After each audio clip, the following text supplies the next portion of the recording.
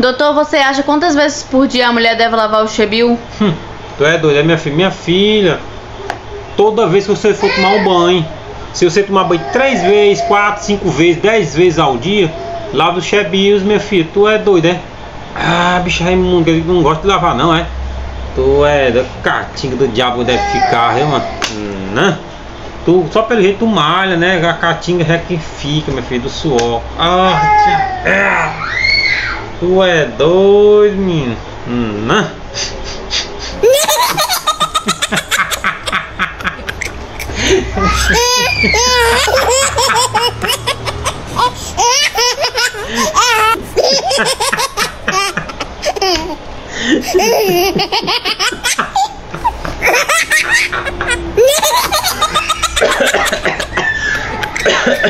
Tu é doido.